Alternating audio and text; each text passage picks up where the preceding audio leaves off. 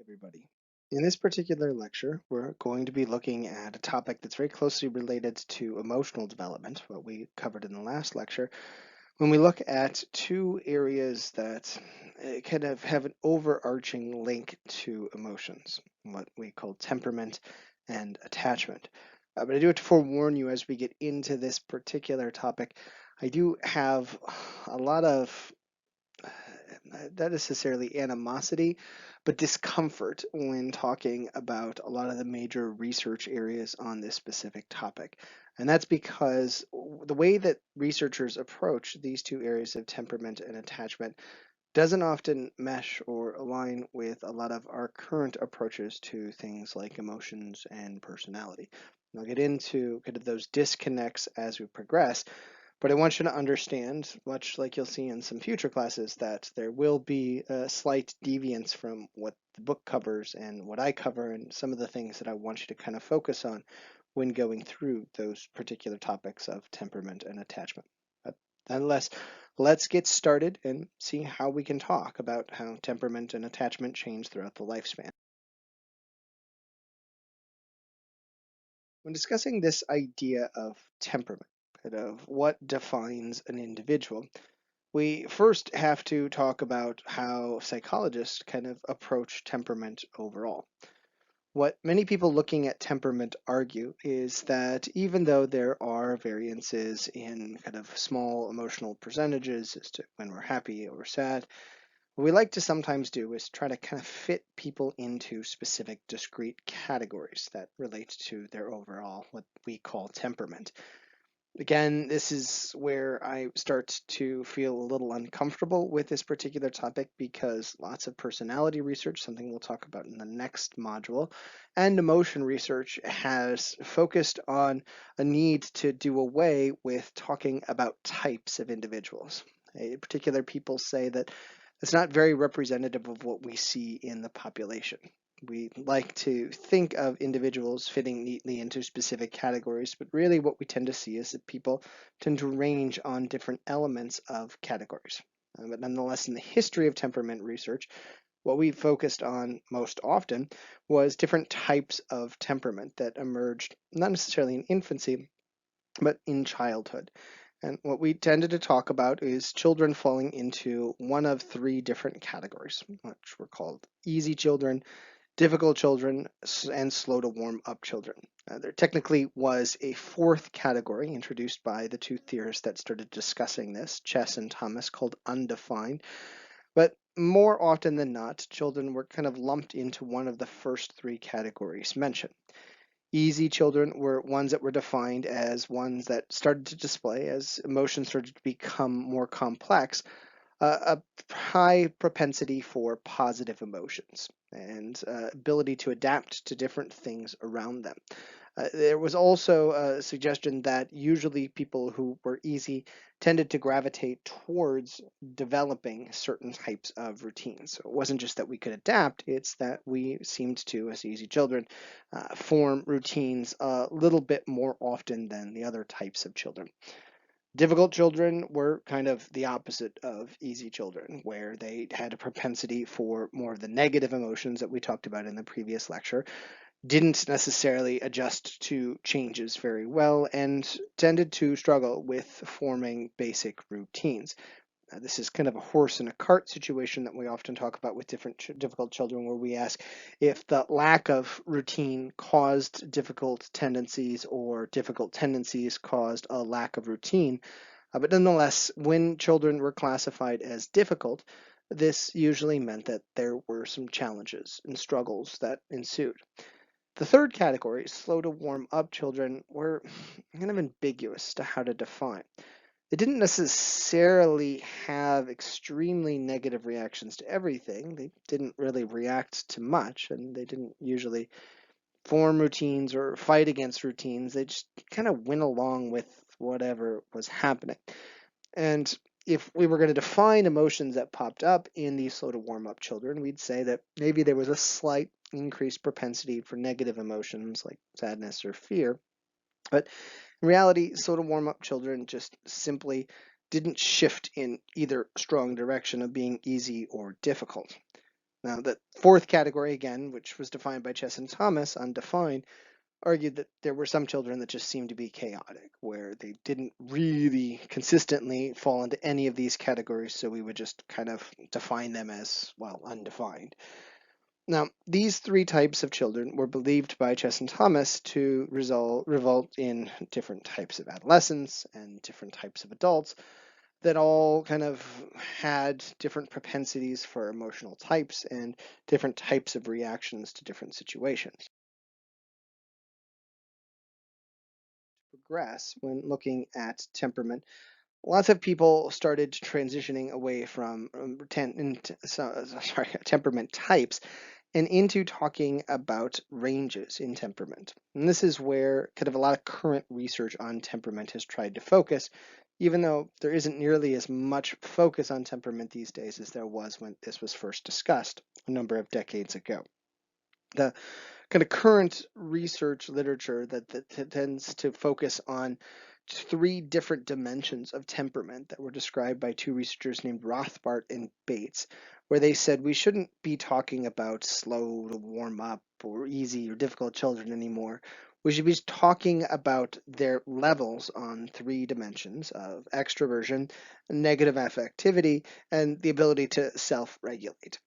Essentially, they said you could have a child that's very extroverted, but also has high levels of negative affectivity and maybe is in the middle on self regulation. Or you could have somebody that's very low on extroversion and also very low on negative affectivity and kind of in the top in self regulation. Essentially, the thought was that these three elements could be uncorrelated with each other. They didn't need to overlap with each other.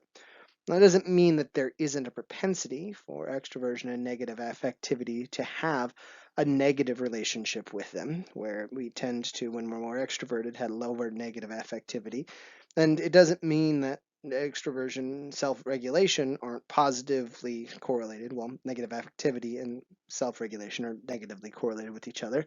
There is numerous studies that have shown that that's the case. It's just that Rothbart and Bates argued that when we wanted to understand the child fully, we needed to actually consider all three of these elements because there could be uniqueness within the child that could help us understand why they were reacting to different situations kind of in unique ways based on their temperament that they had.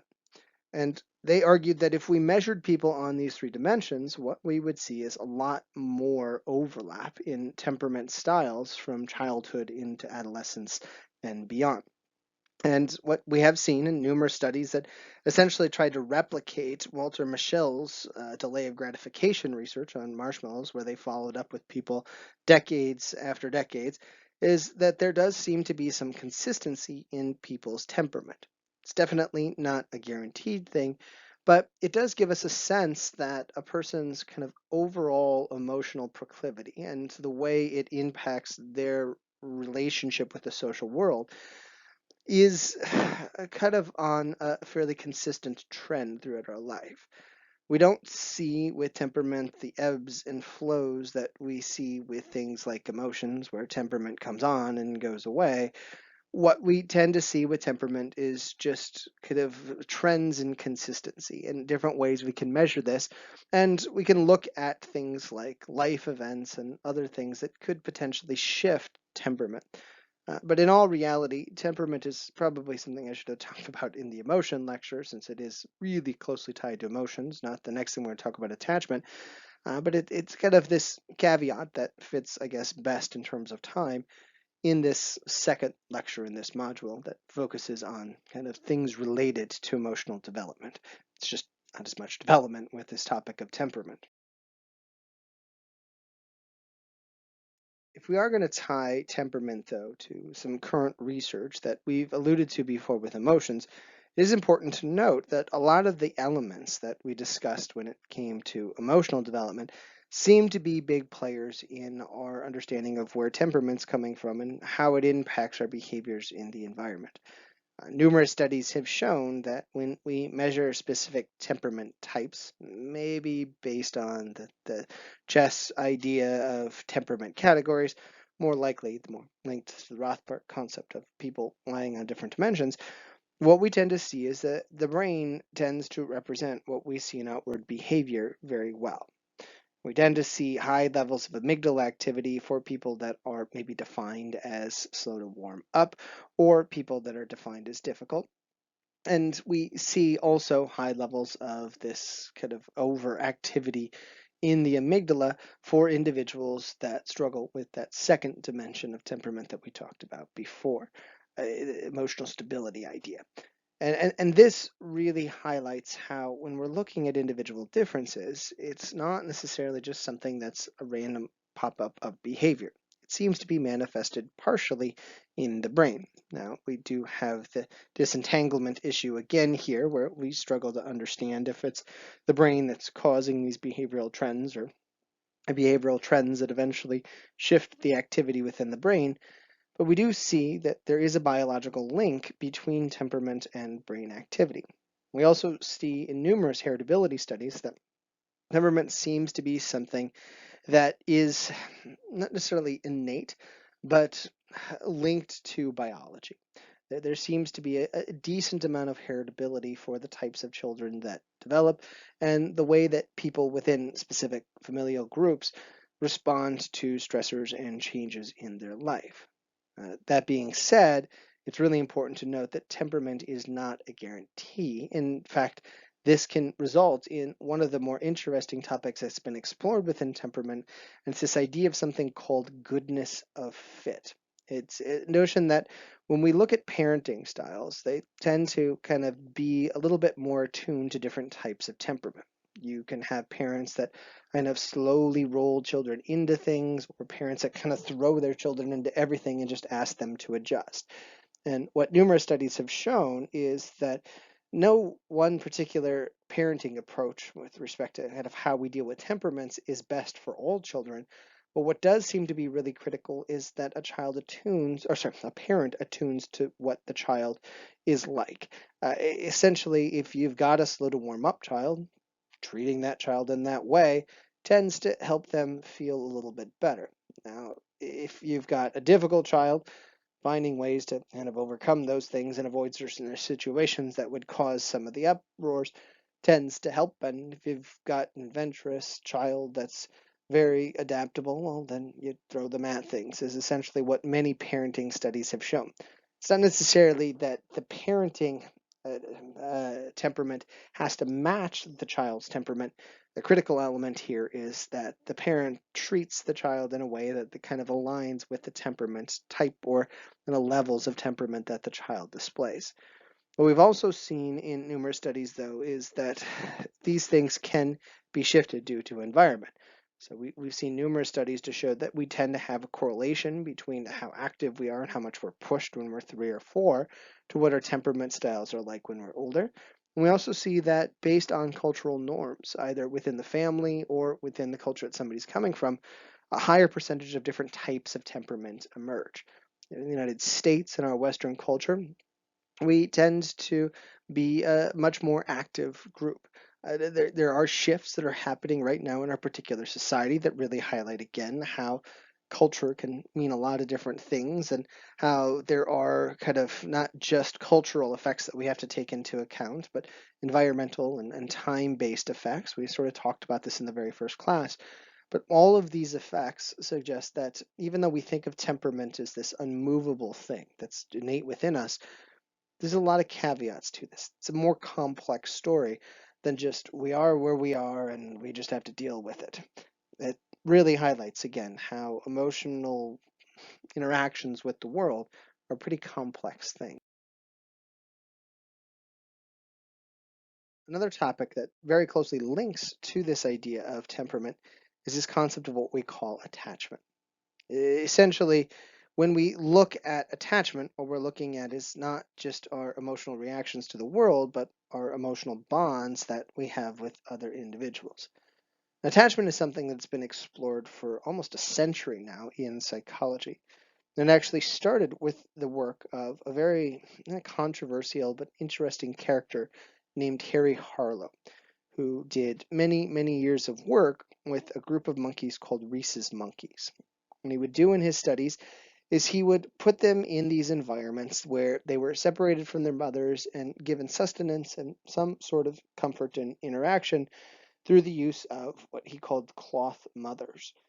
Sometimes these monkeys would be fed directly from the cloth mother. Other times they would be fed with what another kind of alternative, what sort of looked like mothers. You can see in the picture, this is a depiction of one of the mothers, what they called wire mother, what did not have the cloth and presumably was not quite as warm.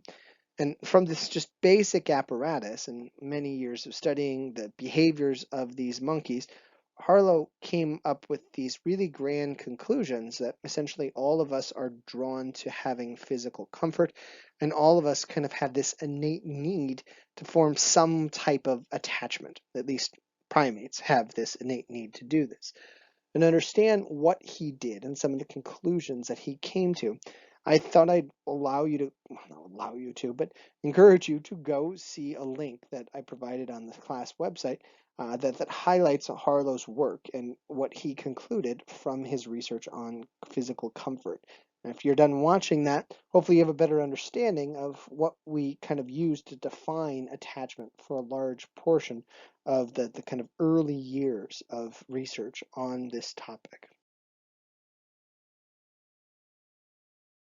We sort of call attachment now, even though I'm not sure he really focused on that particular concept when he was doing his research. We went through kind of a bit of an evolution.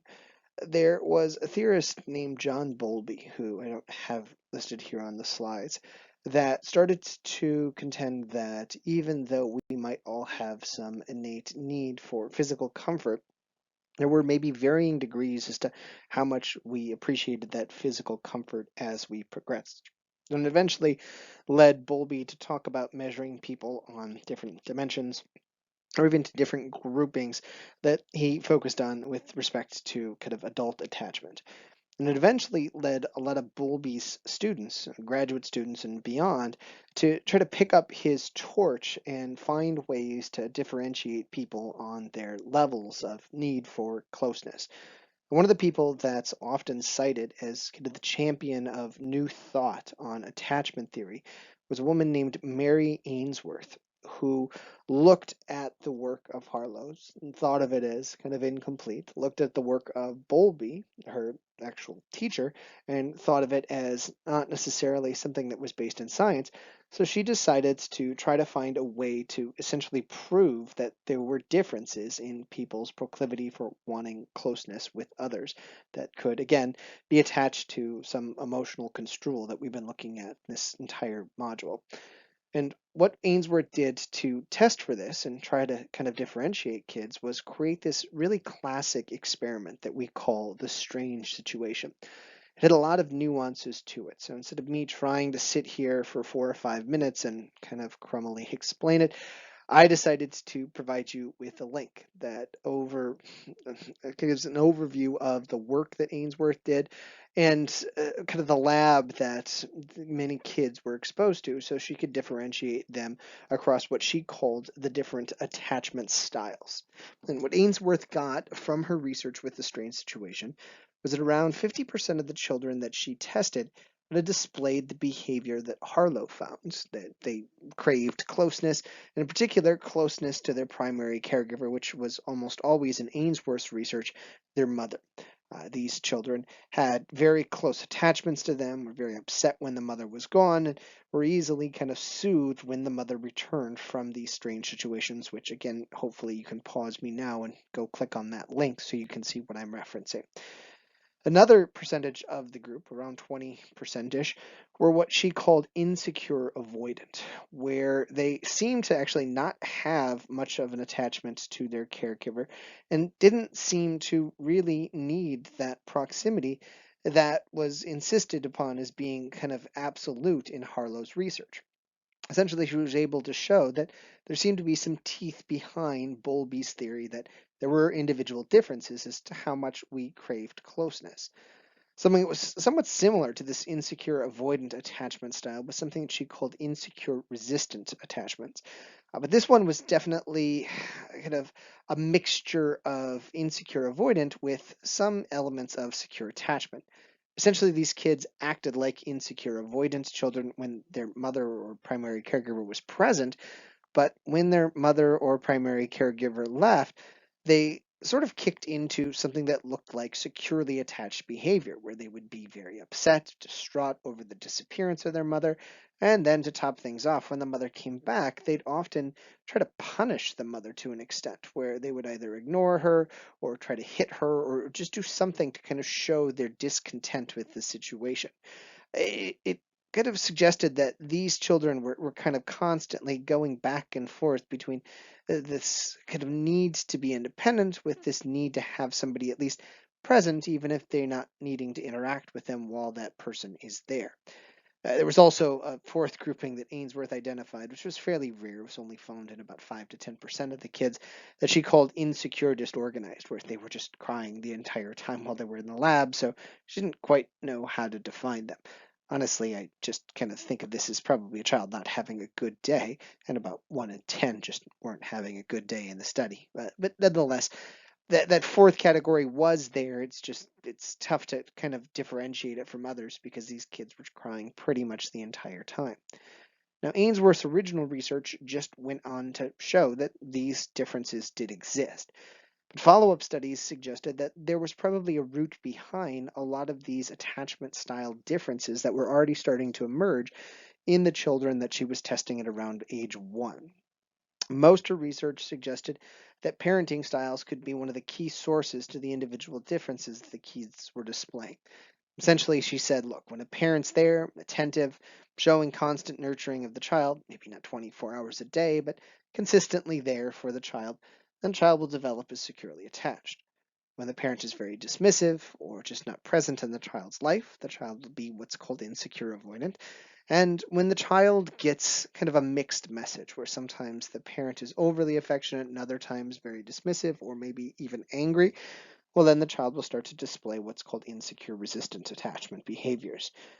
It was really critical when Ainsworth started to study this and others kind of followed up with it that we insist that this is not a guarantee. So it's not saying that all insecure resistant children had to have very inconsistent parents, but the research suggested from her work that if we put a kid into these categories, these kids would probably have parenting issues that kind of revolved around that kind of inconsistent parent more often than not. There were also some things that she alluded to in these studies about the long-term impacts of this stuff once the relationships transitioned from infancy into childhood, into adolescence, and beyond. But uh, to be fair, Ainsworth didn't get really beyond this childhood situation, and others had to kind of pick up the torch on her work. It's also important to kind of highlight here that Ainsworth's work, though it's still extremely interesting and people cite it often, is something that does bother, again, lots of personality and emotion researchers because, as we've talked about before, she did insist on putting people into discrete categories, something that doesn't really reflect what we see in reality, where people tend to be operating on multiple dimensions of something related to a topic, not necessarily one group where everything that's embedded within it has to overlap perfectly. But nonetheless, after Ainsworth started to study this and people started looking at discrete groups, they started to ponder what happens after we get beyond infancy. Research showed is that as we transition from infancy into childhood and maybe early adolescence, what we see is a lot of the original secure attachment and insecure attachment types sort of follow with us into adolescence. Now, researchers that look at our relationships not with our parents but our peers do like to classify the attachment types slightly differently. They're still the securely attached people. We now call them secure autonomous individuals. But the secure attachment isn't usually to a parent here. What we're talking about is secure attachment to friends, to peers. Essentially, a securely attached teenager or a securely attached maybe child, even though we're usually looking at late childhood here, tends to have lots of friends, tends to like being around them, but isn't too bothered or worried when their friends aren't present. Another type of child, which is sort of like the insecure avoidant child, is what's called the dismissing avoidant attachment type, or a dismissing avoidant attached child. These individuals that transitioned from probably insecure avoidance infants slash early children tend to just not necessarily like the presence of others. They essentially are loners. They like to do things on their own and sort of get overwhelmed or uncomfortable when they're in the presence of others, at least based on these definitions or classifications of attachment types. The last category, which is kind of tough to define, is what's called the preoccupied ambivalent attachment type, where these individuals like to be around others, but also tend to have a lot of strife when they're with people. Essentially, they're individuals that love to just poke holes in everything and create lots of chaos. They don't like necessarily being alone. And in fact, they crave the company of others. They just can't usually handle being with others without creating some type of problem. You might remember some of these individuals, or sadly, looking at the percentages, some of us might have fit into that category, even though, again, we don't like categories that much in personality and emotion research. But, anyways, there is a percentage of children that seem to have this category of behavior, and it theoretically sort of revolves around the insecure group of children, even though there's not a perfect one-to-one overlap with what we saw with infants. The last group of individuals is what's called unresolved disorganized attachment. It's not very common, much like the kind of the last grouping was when we looked at infants. And here what we see is just people are very kind of fear-based, period. So they want to be around others, but when they're with others, they get very anxious and nervous, and essentially they're just not comfortable in any situation. Uh, Again, revolves around kind of this fear being the dominant thing in this small percentage of the population that fits into this category. And what we see when looking at attachment in late childhood, early adolescence, is that these things tend to be a little bit more consistent across groups of friends, not just within specific groups of friends. And these things tend to last for these individuals for most of their childhood and result in some individual differences that we start to see in terms of behaviors. Sexual activity, early drug use, issues with the law, other problems that can pop up tend to be kind of more common in individuals that don't fit into the secure autonomous grouping. Of course, the types of groups you're in can also impact these things immensely, but if we're going to try to force people into these four different categories, there has been some research that suggests that these things all correlate with different kind of social environments somewhat well. Not perfectly, but somewhat well. And it again gives us a sense of understanding that once we start turning our attention to our peers, the way we associate with them, the way we connect with them, can have a pretty big impact on kind of the way that our social world starts to evolve as well.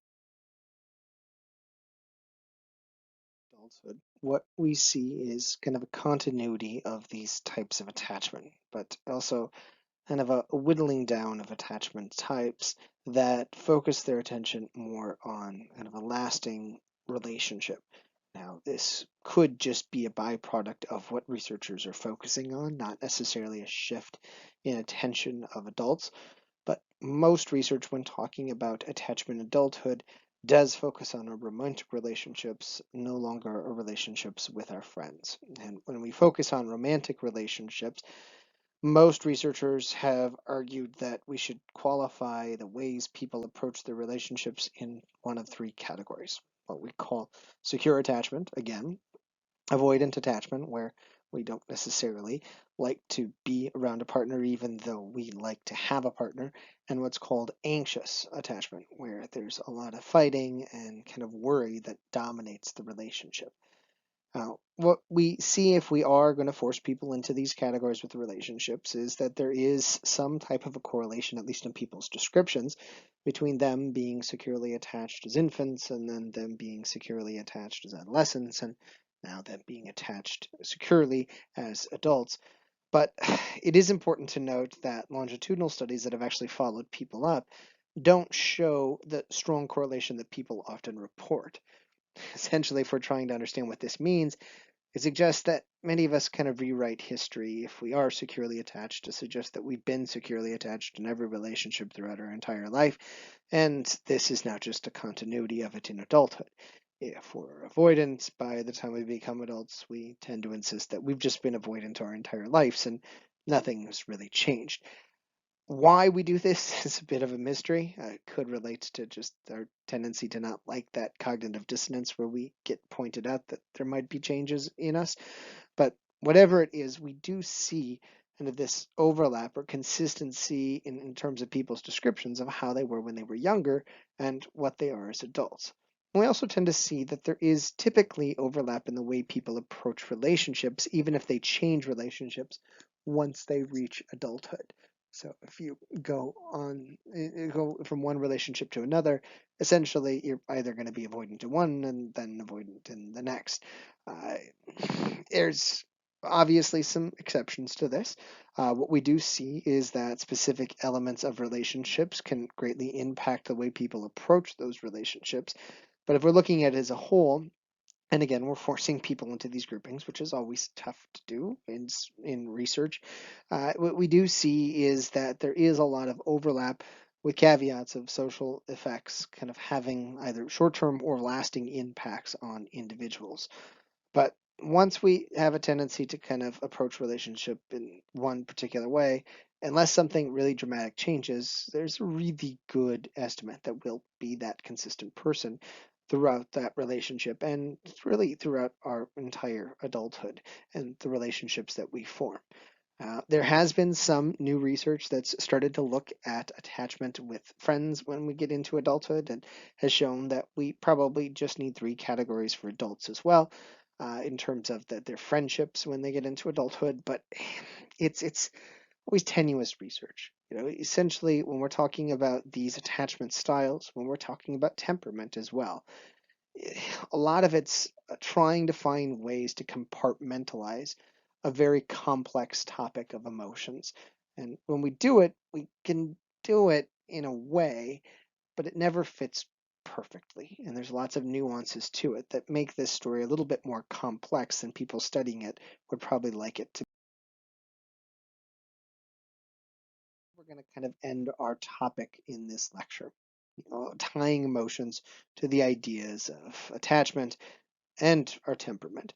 And it's important to note here, when we talk about attachment and temperament, that these things are not necessarily considered ever changing. I guess attachment, if we're going to compare it to temperament, has a little bit more malleability to it, and we can talk about kind of transitions of who we're attached to as we get older.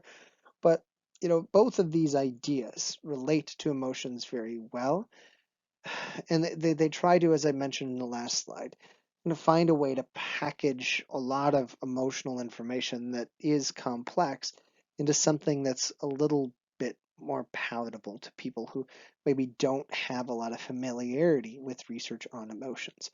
And in doing so, it gives us kind of new insight in some elements of how emotions impact our daily lives, even if it is kind of imperfect. So if you can, please take the good and the bad with these things, and hopefully it'll give you a better understanding of some complexities to emotions that also change as our specific emotions change from infancy into adulthood and beyond. The end of this particular lecture. In the next one, we're going to be moving on to an area very closely linked to emotions, an area of psychology that we call personality psych. And much like we did with this one, we're going to start by first talking about personality and traits and what they mean, and then transition to some areas that are very closely linked to it in the next lecture when we talk about things like identity. So hopefully from all this, you got a lot of information. I hope you're doing well, and I wish you all the best of luck in your studies. And hopefully I'll see you soon. Take care.